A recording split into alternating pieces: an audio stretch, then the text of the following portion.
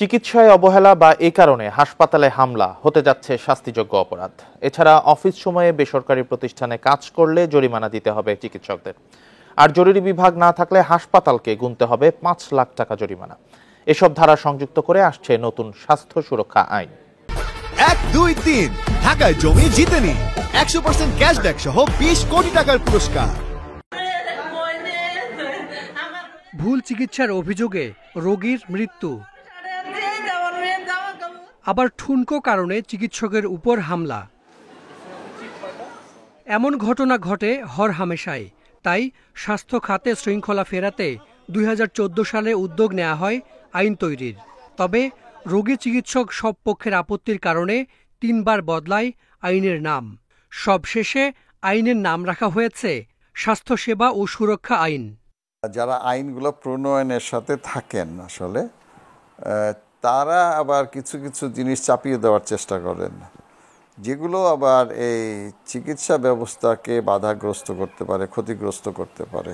এই জায়গাগুলো মানে অ্যাড্রেস করা দরকার। এবং এইটাই হচ্ছে যে আমার কাছে ধারণা যে আপনার এখন এই আইনটা প্রলম্বিত হচ্ছে।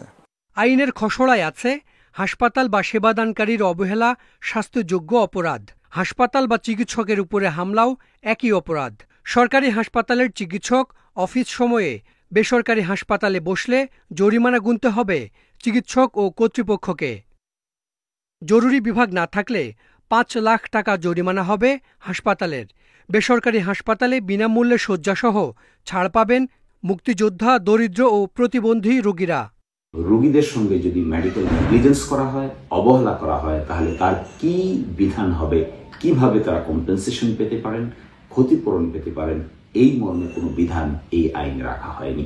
মেডিয়েশনের ব্যবস্থা যদি করা হয়, আরবিট্রেশন এবং আলাপ আলোচনা করে যদি এগুলো সমাধান করার বিধান থাকে, তাহলেই এই আইনটি যুগোপযোগী হবে। নানা দুর্বলতায় ২ বার আইনের খসড়া ফেরত দিয়েছে মন্ত্রিসভা।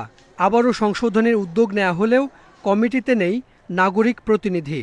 আমি চেষ্টা করব যত দ্রুত এটা করা যায়, কারণ এটা খুব একটা ইম্পর্টেন্ট জিনিস, স্বাস্থ্য সুরক্ষা আইনটা।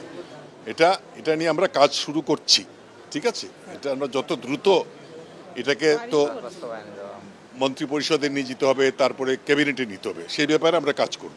আইনটি পাশ হলে বাতিল হবে হাসপাতাল ক্লিনিক পরিচালনায় ৪২ বছরের পুরনো অধ্যাদেশ। Hasan Misbah, independent news, Dhaka.